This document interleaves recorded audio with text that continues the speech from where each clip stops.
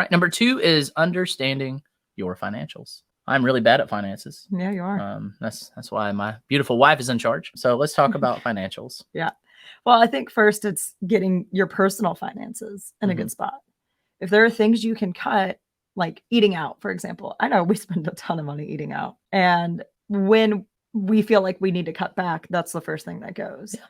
But are there other things like subscriptions you're not using, or, just knowing where your personal finances are, getting them in order, and making sure that you're not getting that like inflation creep, where you earn more money at your job. So then lifestyle creep, that's the word. Yeah. Where you just start spending more and more.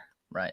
And if you're in the position right now where you are building, you're a builder and you are trying to build your portfolio. Yeah. And builder, not as in you're building houses, No. but you're building your business and your Yes. portfolio. If you're in that position, I would highly encourage you to adapt the mentality of get comfortable being uncomfortable, in the sense of give away some luxuries. Don't go on those vacations, cancel those subscriptions that are sucking time. Just for a couple of years. Just for a couple of years, so that you can give everything you got to building this lifestyle that is going to provide generational wealth. Right. Understanding your financials, if you can dive in and make sure your personal finances and home is in order, that way you have the wherewithal to go purchase properties. It makes it easier to get a loan because your finances are, your credit looks good. And so what we recommend is if you're interested in real estate, make sure that your personal finances are situated so that you don't wind up in a situation where you have to file bankruptcy because your personal obligations are too much. Yeah, absolutely. Because there is a way that your LLC could be at risk in a situation where you file for personal bankruptcy. Right. So get your personal stuff in order, and then really know your financials in your business. Yeah. Having a bookkeeper that can help manage and track your expenses, and then going in and looking and seeing which properties are profitable, what's not. Because it may look like you have cash flow, but then if you run those ledgers together of, well, here's how much cash flow I had, but I also had to replace the water heater. Right. I also had to get all of the windows sealed. Yep. Also had to do a little repair here and there. I cash flowed $500 on this house, but I spent $700 on this house this month. Right. And then the next month I made $500, but I ended up spending $550. Yeah. It looks like a great property because you're cash flowing $500 a month, but if those repairs and upkeep, and then let's say you have a turnover that costs $5,000, right, and then you spread that out over the year, and you're like, wow, I actually lost money this whole year. Absolutely. And I think, using your tax return can help, but let's be real. You don't file your taxes generally until closer to April. A lot of real estate investors ask for extensions. So you're looking a year and a half past on some of the stuff. Right. So you want to make sure that you're checking it at least once a quarter, ideally once a month, to see which properties are doing really well. And we, recently did a calculation to look at our return on equity. Yeah. So we took the average over our portfolio over the last 3 years, and we looked at what the cash flow was versus the equity in that house.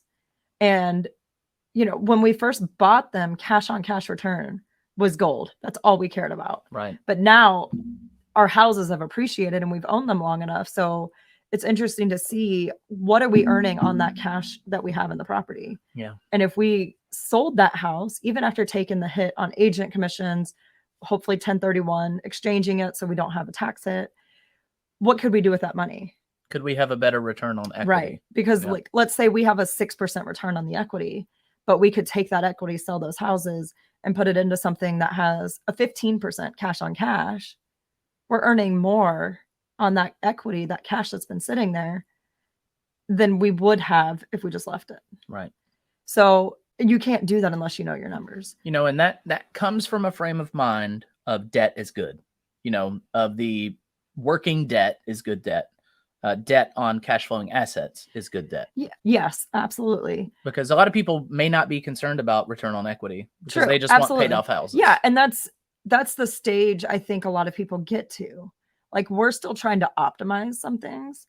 So we've done this analysis, and it's just helpful to have a clear idea of what is happening in the business. Yeah. And I know when we first were buying properties, we analyzed them as, here's the rent, here's the expenses, here's the mortgage, here's taxes and insurance, reserves.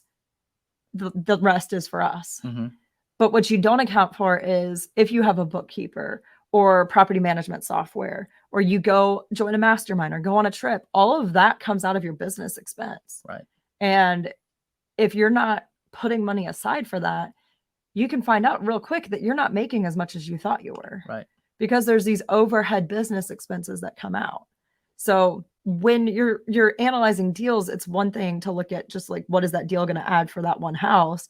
But there's other expenses as you scale that come into play too. Right. So, maybe figure out how much you want to spend on education and software and your operating expense. Operating expense for your business and yourself within that business, and add that line item into your numbers. Absolutely. So